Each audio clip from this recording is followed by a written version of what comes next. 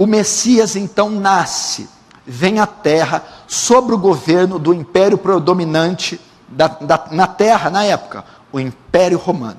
Jesus nasce de uma virgem, cumprindo todas as profecias dos profetas do Antigo Testamento, e ele cresce e inicia o seu ministério, instaura seu reino com poder e autoridade, morre na cruz, cumprindo toda a justiça de Deus, ressuscita ao terceiro dia, e fica um período de 40 dias na terra, com o corpo glorificado, ressurreto.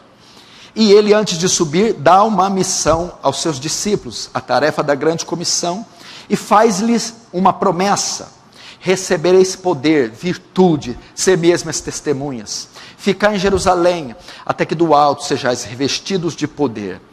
Ele estava fazendo uma menção também do cumprimento de outra profecia, séculos antes dele, a profecia de Joel. E há de ser que nos últimos tempos, nos últimos dias, derramarei do meu espírito sobre toda a carne. Em Atos capítulo 2, ocorre o quê?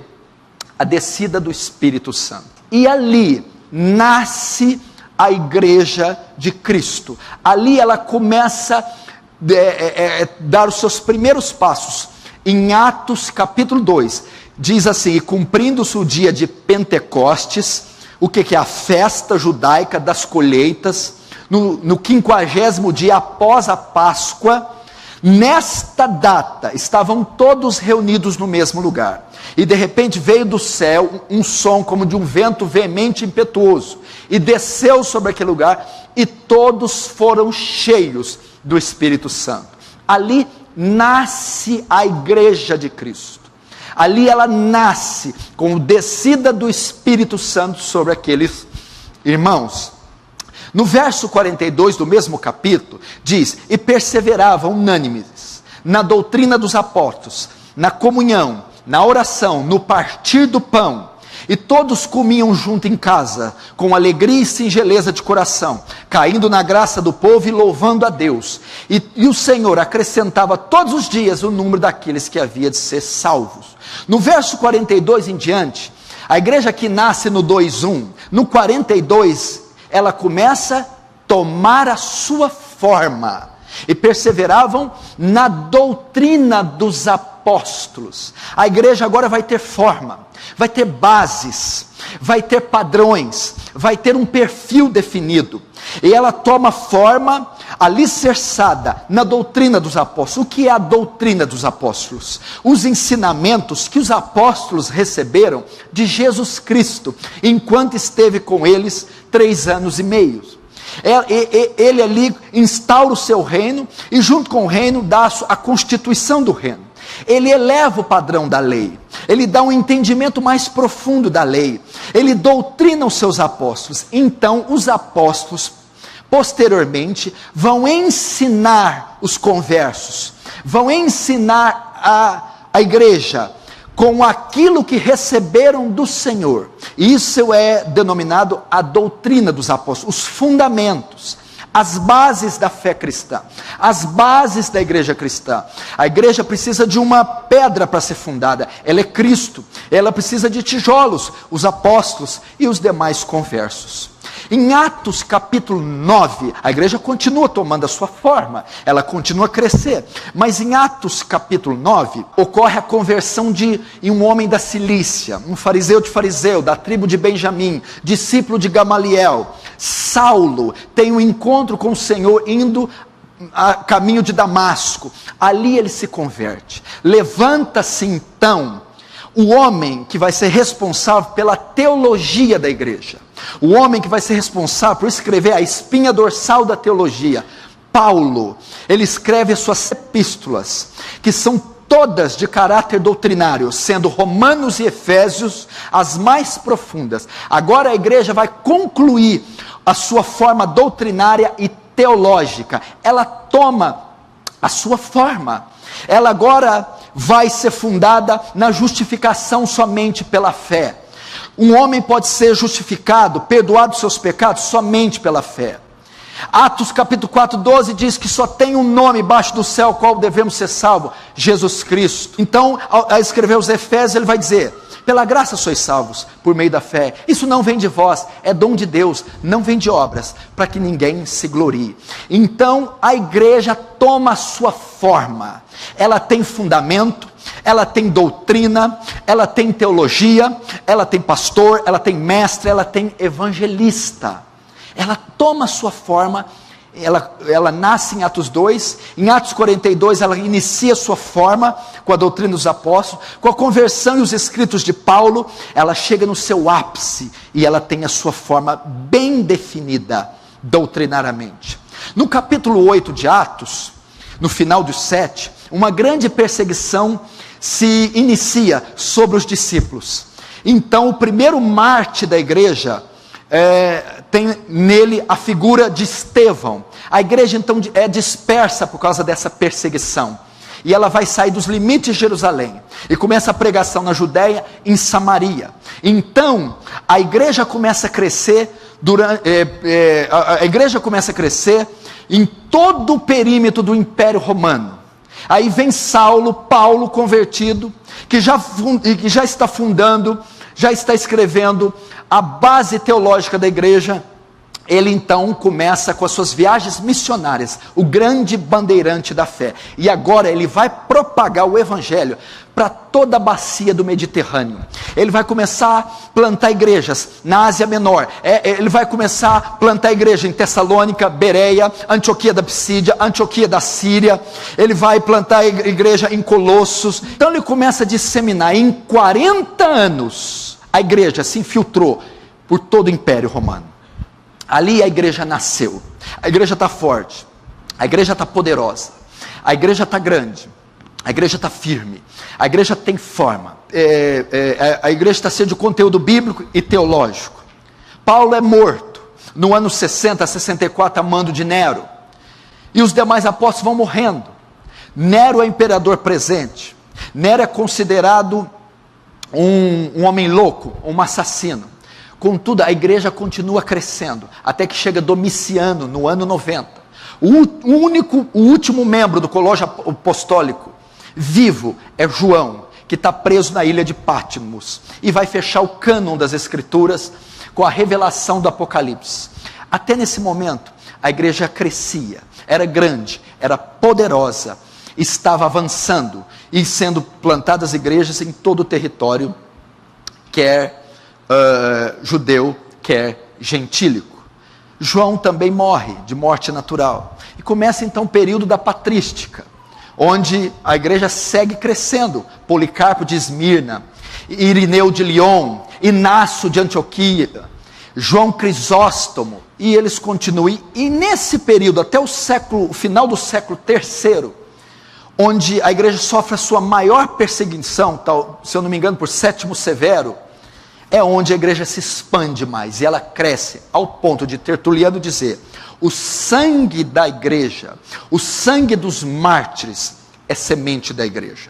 Até no final do século III, a igreja de Cristo está saudável, está crescendo, está forte, está com toda a sua forma.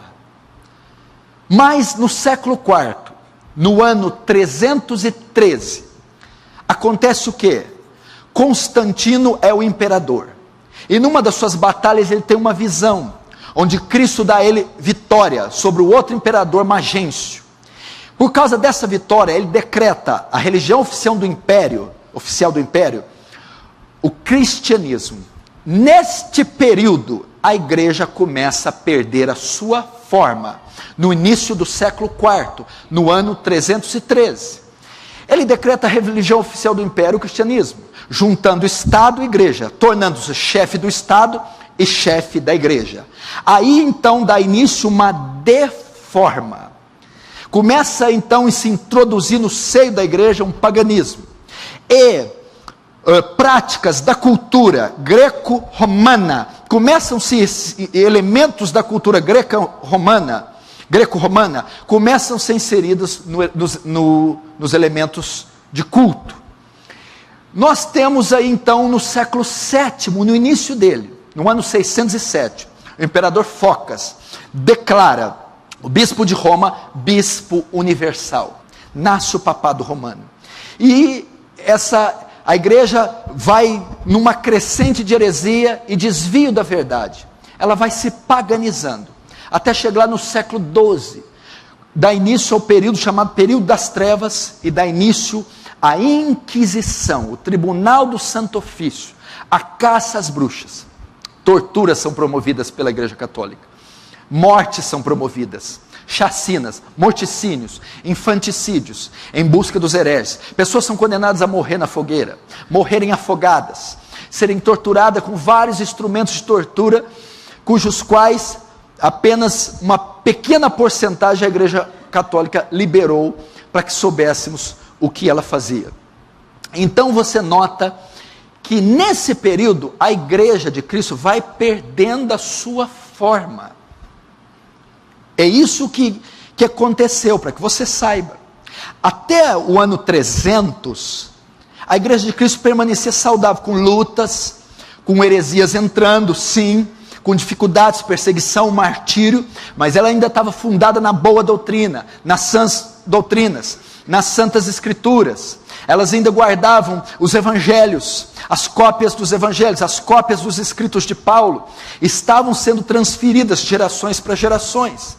Mas na conversão de Constantino, vai começar uma deforma. E o que é basicamente uma deforma? A igreja vai perder a sua característica, ela vai perder a sua característica doutrinária, heresias vão se instalando, elas perdem os fundamentos dos quais foram fundadas, e então começa a se tornar uma igreja pagã, uma igreja herética, comprometendo o seu estado, a sua membresia. E eu vou ler aqui para você a evolução dessas heresias até o período de Lutério, que é onde se fez necessário uma reforma. Note, eu estou falando da reforma protestante. E o que quer dizer reforma? Trazer de novo a forma. A igreja teve a sua forma, mas ela depois de um tempo começou a perder a sua forma, começou a se deformar. Então veja, por exemplo, a evolução das heresias para ver como a igreja foi se distanciando da verdade, como ela perdeu a sua forma. No ano 300, iniciou a oração pelos mortos. E no mesmo ano, inicia-se também o fazer o sinal da cruz, o nome do Pai. No ano 320, institui-se a confecção e uso de velas de cera. Velas de cera sendo acesas no momento de culto, são adotadas no ano 320. No ano 375, depois de Cristo, a igreja adota a veneração dos anjos, dos santos mortos e a confecção e uso das imagens. No ano 394, instaura-se a missa, e a missa é feita como celebração diária. No ano 500, os sacerdotes, os padres, começam a vestir-se de forma distinta dos leigos. No ano 593, Gregório I estabelece a doutrina do purgatório. O purgatório é um lugar, como é que é o termo que eu posso usar? Intermediário entre céu e inferno. Um lugar onde a alma vai, e para saber se ela vai para o inferno ou não, ela precisa ficar purgando ali os seus pecados. Então quando morre, nem vai para o céu, nem para o inferno. Ela fica no lugar intermediário chamado purgatório. E dependendo do que se fizer para ela em terra, orações, missas, ou o pagamento de indulgência, essa alma pode sair do purgatório e ir para o céu, ou se não for feito muito por ela, ela pode sair para o inferno. Doutrina do purgatório com Gregório I, no ano 593. Veja que heresias são instaladas progressivamente. E isso que eu estou falando é a igreja de Cristo. Não havia outra igreja. Essa era a única igreja cristã. E estava inserido todo esse paganismo. No ano 600, o latim é usado nas orações e nos cultos, também imposto por Gregório I. Todas as missas eram feitas em latim, quer você soubesse, quer não. No mesmo ano, no ano 600, orações começam a ser dirigidas para Maria, como coadjutriz e como mediadora e medianeira entre Deus e os homens. Em 607, o papado romano é instaurado. Em 786, culto à cruz, culto às imagens e relíquias autorizadas pelo papado. No ano de 850, água benta é misturada com um pouco de sal e ela é abençoada por um sacerdote, santificando o local que ela é aspergida. No ano 995 depois de Cristo, o Papa João XV, ele ordena a canonização dos santos. Certas pessoas ou apóstolos eram considerados santos e podiam fazer mediação a partir do ano 998. No ano 1079, instala-se o celibato do sacerdócio. Este foi decretado por Gregório VIII. O que é o celibato? No ano 1079, os padres católicos eram proibidos de se casarem. Então, eles tinham que ser celibatários, não podiam contrair núpcias, nem constituir família. No ano 1090, é instaurado o rosário, a oração mecânica, criada por Pedro o Ermitão. O rosário seria o terço, seria a oração do Padre Nosso e da Ave Maria. Veja o progresso. Agora chegamos no ano 1184, que é o século XII, é instituída a Inquisição pelo Concílio de Verona. No ano 1215, a transubstanciação é proclamada pelo Papa Inocêncio III. O que é transubstanciação? No momento da Eucaristia, da ceia, a hóstia, ela se transforma na carne, no corpo de Cristo real. No ano 1215, no mesmo ano da transubstanciação, é também instituída a confissão auricular de pecados ao sacerdote em vez de Deus, também instituída por Inocêncio, no concílio de Latrão. O que era a confissão? As pessoas só tinham o perdão do pecado mediante a confissão auricular, confessar a um ouvido de um padre, de um sacerdote. E mediante a penitência imposta pelo padre, aquele pecado podia ser absolvido. Veja como se distanciou das Escrituras.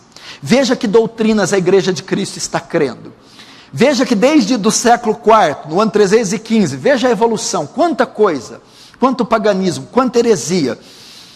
No ano 1229, proibição da Bíblia aos leigos, e colocada no índice de livros proibidos pelo Concílio de Valença. Ou seja, a Bíblia era permitida a sua leitura só para o alto clero, ou só para os sacerdotes e os cardeais. No ano de 1251, foi inventado o escapulário por Simão Stock, um monge inglês. No ano 1414, já no século XV, é proibido ao povo o uso de vinho na comunhão ou na celebração da ceia. Se você notar, a Igreja Católica só faz uso do pão, não faz uso do vinho. E Jesus ordenou que teríamos que comer do seu pão e beber do seu vinho. No ano de 1439, o purgatório é proclamado como um dogma pelo Concílio de Florença. No mesmo ano, em 1439, é instaurada a doutrina dos 7 sacramentos. No ano de 1508, já no século XVI, a Ave Maria, parte da última metade, foi acrescentada 5 anos depois e aprovada pelo Papa Sixto V, no final do século XVI. A oração da Ave Maria. Essa é a evolução das heresias. Nós chegamos aí no início do século XVI. A Igreja de Cristo era essa aqui, a Igreja dos Apóstolos, a Igreja que Jesus ajudou a preparar, que o Espírito Santo fundou, a Igreja que foi doutrinada pelos apóstolos, que teve a sua base teológica nas cartas de Paulo, que se expandiu pelo Império Romano em 40 anos, que cresceu poderosamente com a perseguição e com o martírio. Ela se tornou isso aqui. Ela se tornou o que nós estamos vendo aqui em aproximadamente aqui 1.200 anos de heresias. Chegamos no início do século XVI, 1509, onde eu terminei. A Igreja de Cristo está desse jeito. Mas nós chegamos aí no século XVI e as heresias chegam no auge, no seu ápice. Elas encontram o seu clímax no Papa Leão X, século XVI, 1500 e alguma coisa. O Papa Leão X. Qual era o desejo do Papa atual? De construir a Basílica de São Pedro. Uma grande, imensa, exorbitante, nababesca, faraônica catedral. E ele precisa de recursos, ele precisa de dinheiro. E ele não tem o suficiente. É então que entra em cena uma das maiores heresias da história da igreja. A indulgência papal, criada pelo Papa Leão X. O que é a indulgência papal? O pecador, qualquer homem, só poderia ser salvo, só poderia receber o perdão dos pecados, mediante a posse de um documento assinado pelo Papa. Esse documento chamava indulgência, perdão.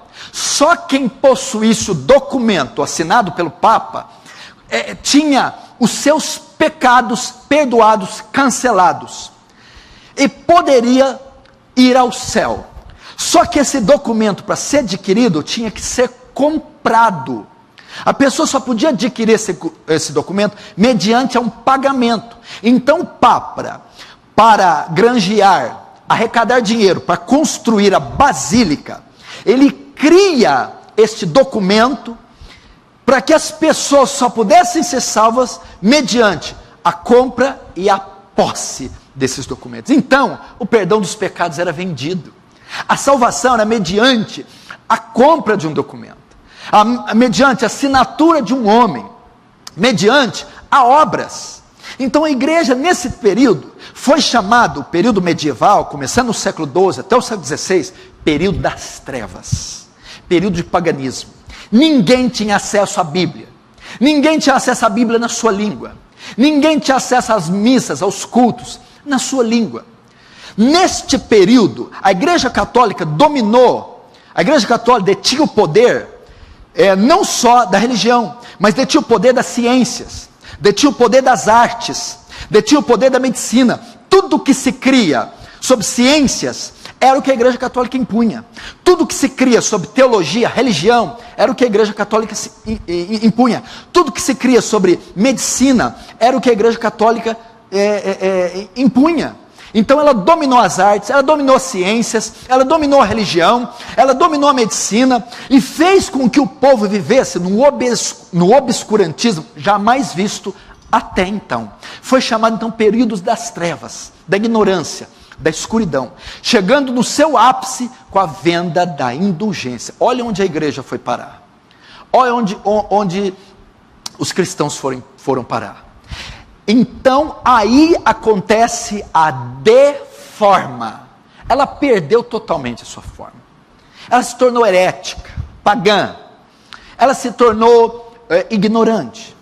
É então que no interior da Alemanha, numa cidade chamada Wittenberg, Deus começa a trabalhar no coração de um monge da ordem agostinha, ou da ordem agostiniana, chamado Martinho Lutero. Martinho Lutero era um monge, um padre, um paroco alemão, servia numa igreja na Alemanha. Lutero tinha muito problema com a palavra justiça, muito problema com seus pecados. Ele achava Deus um homem vingador, tirano. Ele achava que Deus colocava o pecado nos homens e os puniam com a sua ira. Ele odiava a palavra justiça, ele odiava Cristo, achava que ele era um Deus vingador mau. E ele tentava obter a salvação por meio de penitências, por meio de sacrifícios, por meio de flagelação. Até que então, ele é enviado para Roma para estudar a Bíblia. Ele tem acesso à Bíblia. E ele vai ter um encontro, ele vai se deparar com a obra-prima das Escrituras, a obra-prima do apóstolo Paulo, a carta magna do apóstolo Paulo, a epístola aos Romanos. E logo no primeiro capítulo, Lutero tem um choque. Capítulo 1, a hora que ele chega no verso 16, ele ouve estas palavras, ele lê essas palavras. Nele, no Evangelho, se descobre a justiça de Deus, de fé em fé, como está escrito, o justo viverá pela fé. Lutero então entende que a salvação é por fé, não é por obras, não é mediante a venda, a compra de um documento chamado indulgência, não é mediante a penitências, romarias, observação de relíquias sagradas. Lutero ali se dá a sua conversão, o seu encontro com Deus, a sua estrada de Damasco. Então, após ler esse documento e estudar as Escrituras, Lutero percebe o desvio da Igreja Católica, o desvio do papado romano, as heresias que entraram. Então, no dia 31 de outubro de 1517, há exatos 499 anos atrás, Lutero vai até a igreja Castelo de Wittenberg e afixa, prega na porta da igreja as suas 95 teses contra a Igreja Católica. Neste ato ousado e enérgico de Lutero, de afixar as 95 teses na porta, dá-se início a um dos maiores movimentos depois da vinda de Cristo na humanidade, a Reforma Protestante. Por que Lutero fez isso? Porque as portas das igrejas, principalmente dessa igreja, que era uma igreja universitária, funcionavam como editais, murais. Então não foi por acaso, ou não foi um ato insano de Lutero. As pessoas, quando queriam publicar uma notícia importante, elas afixavam essas notícias escritas nas portas das cátedras, ou nesses murais. Então, Lutero fez isso, sabendo que aquela igreja era uma igreja universitária, e sabendo que ao fixar essas teses, elas iriam ser propagadas por toda a Alemanha, ser copiadas, imprimidas, e então as ideias de Lutero seriam propagadas em toda a Alemanha e em toda a Europa, e assim foi feito. O que são essas teses? São teses, são refutações de Lutero, com base bíblica, contra a venda de indulgências, contra John Tetzel, contra o Papa Leão X, contra esse ato escabroso da venda de indulgências. Então, deste ato de Lutero, de ler Romanos, de entender que a salvação é pela fé, de colar as 95 teses, 95 teorias, refutações contra as heresias da Igreja Católica, nasce um movimento que chamamos Reforma Protestante. O que é a reforma? Qual era a intenção de Lutero? Dar de novo à igreja a sua forma, fazer a igreja voltar para a doutrina dos apóstolos, fazer a igreja retornar para o credo dos apóstolos, fazer a igreja novamente olhar só para as Escrituras. Então o movimento começa na Alemanha. Anos depois, esse movimento vai ganhar mais força com João Calvino, um francês que está em Genebra, junto com Farel, seu companheiro. Ele cria ali com 24 anos, um dos maiores compêndios teológicos de todos os tempos, as Institutas de Calvino, que vão sistematizar a doutrina, que vão sistematizar os credos da igreja. Temos também o outro reformador, o Ulrico Zwinglio, também começa. Outro na Holanda, Zwinglio na Suíça, Calvino e Farel também na Suíça, Erasmo de Roterdã na Holanda. Então esses, juntamente com Lutero, vão dar agora corpo à reforma. A reforma começa agora a ter uma teologia sistemática, começa a ter fundamento, começa a ficar forte, e ela conquista toda a Europa.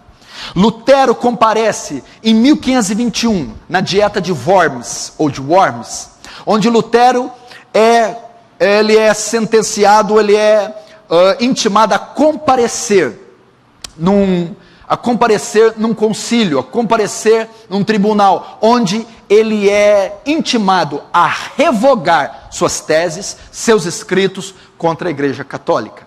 Lutero não revoga. Lutero continua insistindo.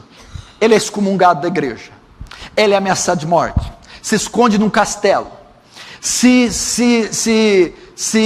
disfarça de um homem chamado Cavaleiro Jorge, e nesse castelo escondido, ele vai traduzir a Bíblia para o alemão. Então nesse movimento todo, Lutero excomungado, Lutero traduzindo a Bíblia para o alemão, nasce a igreja protestante, a igreja sai da igreja católica. Agora ela tem a Bíblia na sua língua. Agora ela tem doutrina. Agora ela tem reformadores. Agora inicia-se esse movimento. Isso é a reforma. Trazer de novo a forma.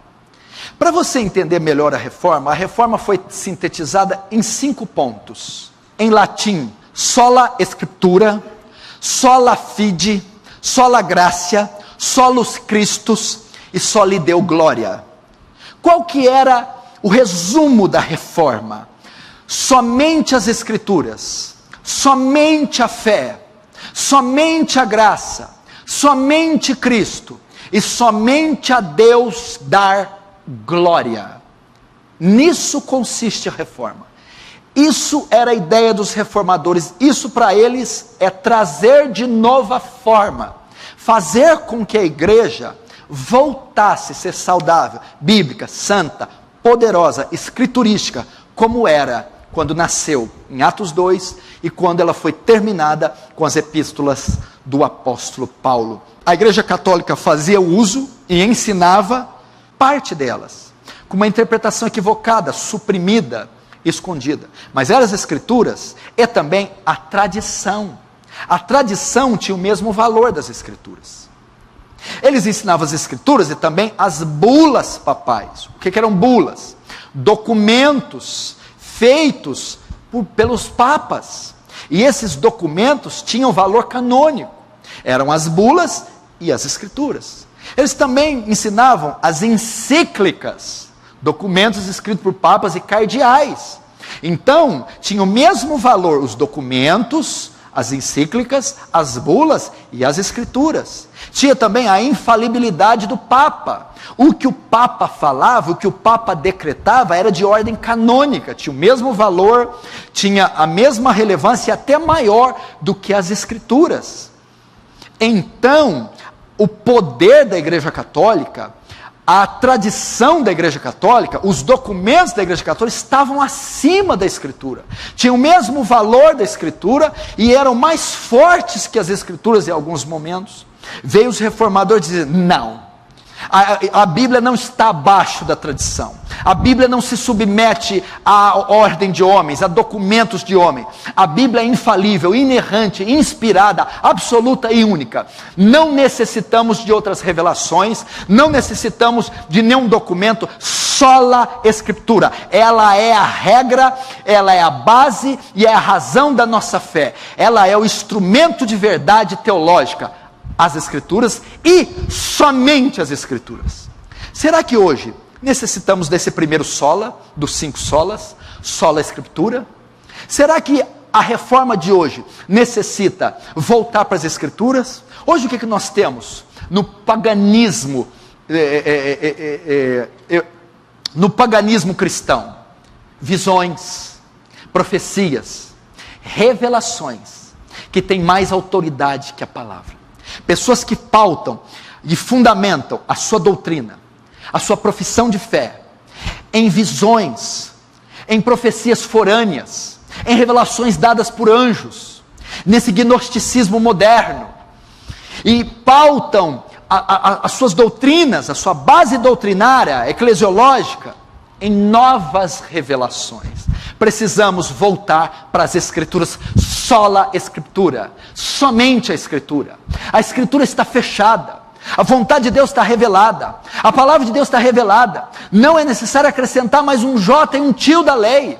João adverte, se acrescentarmos algo a esse livro, as pragas escritas nele serão também acrescentadas. A igreja precisa voltar para uma reforma bíblica, é necessário um avivamento bíblico. E só a Bíblia tem que ser a base doutrinária, o fundamento e razão da nossa fé. Não precisamos de comentários, não precisamos de novas traduções, não precisamos de todas essas novas visões e esses elementos contemporâneos que deturpam e ferem a verdade das Escrituras. Será que é necessário sola graça hoje? Está acontecendo isso nas igrejas. Eles estão barganhando a fé, barganhando perdão, barganhando salvação, barganhando misericórdia. Por exemplo, o que é normal nos cultos hoje é o culto girar em torno da oferta. O culto gira em torno de quanto você contribui. Quanto você contribui vai depender, o seu estilo de vida, o sucesso cristão vai depender de quanto você é liberal em ofertar. O sucesso cristão depende de quanto você é liberal em ofertar. O perdão de Deus, a bênção de Deus, o milagre de Deus é dado mediante ao sacrifício na hora da contribuição. Sola graça. A salvação não está na mão do homem, não depende do esforço do homem. Não existe esse pelagianismo que ensina que a salvação depende da vontade do homem, do esforço do homem e do homem querer. Não, a salvação é uma obra soberana de Deus, realizada pela graça, somente a graça. Nós temos que voltar a ser uma igreja que confia na soberania, no poder, na misericórdia, no amor de Deus para a salvação e não do homem. Hoje, será que precisamos do solos Cristos? Meu querido, nós temos hoje homens que fazem mediação entre nós e Deus, pastores, bispos, apóstolos, os quais temos que confessar nossos pecados por mediante receber perdão. Homens que nos mediam, homens que subjugam, dominam pela força e ensinam que sem eles, sem a passagem deles, sem a presença deles, sem a mediação deles, não podemos chegar plenamente até Deus. E vem a reforma dizer: não, solos Cristo, somente Cristo. Não há salvação em nenhum outro homem, não há salvação em nenhuma outra igreja, não há salvação em nenhuma outra religião, não há salvação em nenhuma outra forma doutrinada espúria, somente Cristo. Eu sou o caminho, a verdade e a vida, ninguém vem ao Pai, senão por mim. E para encerrar, o último sola dos 5 sola, só lhe deu glória, só lhe deu glória. Somente a Deus dar glória. Por quê? Porque a glória estava sendo convergida na Santa Cátedra.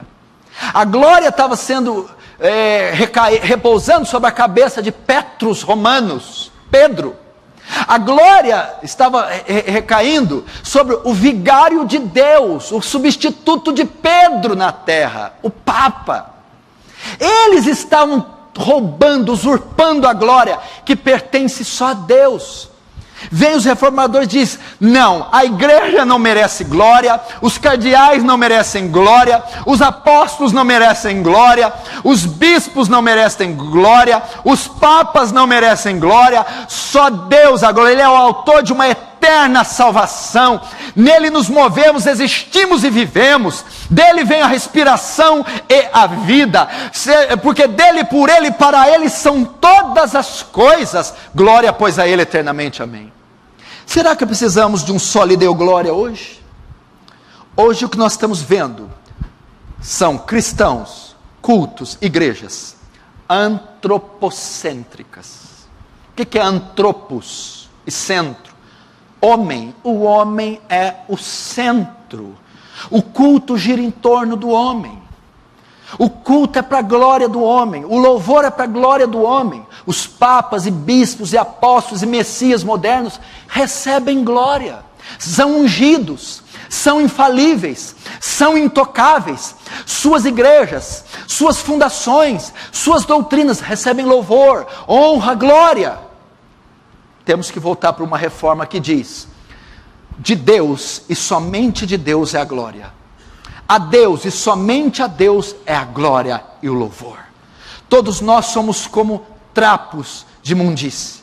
Todos nós somos como impuro, e todas as nossas obras como trapos de imundícia. A Bíblia diz assim, olha só, pela graça que sois salvos mediante a fé, isso não vem de vós, não vem de obras, para que ninguém se glorie, é dom de Deus, porque é para Deus a glória A glória não pode ser convergida em nada, nem em ninguém, mas somente no autor da salvação. Essa foi a proposta da reforma. Faz-se necessário uma nova reforma. Estude sobre isso. Estude a história do pensamento cristão. Estude a história do cristianismo. Compre livros sobre a história da igreja, a patrística, os pais da igreja. Compre livros sobre a igreja da Idade das Trevas, século XII, da Idade Média. Compre livros que falam da reforma, da pós-reforma, que chega até os puritanos, os Spurgeon. Leia, para você saber onde a igreja evangélica se perdeu. Ela perdeu a sua forma. E o meu apelo aqui para vocês que me ouvem, é que uma nova reforma aconteça. Mas uma reforma que nos envie para Cristo, que nos envie para os apóstolos, que nos envie para o Novo Testamento, para os evangelhos, para as cartas de Paulo, para as doutrinas bíblicas, simples, profundas, mas que salvam, que curam, que libertam o homem do pecado. É isso que nós precisamos.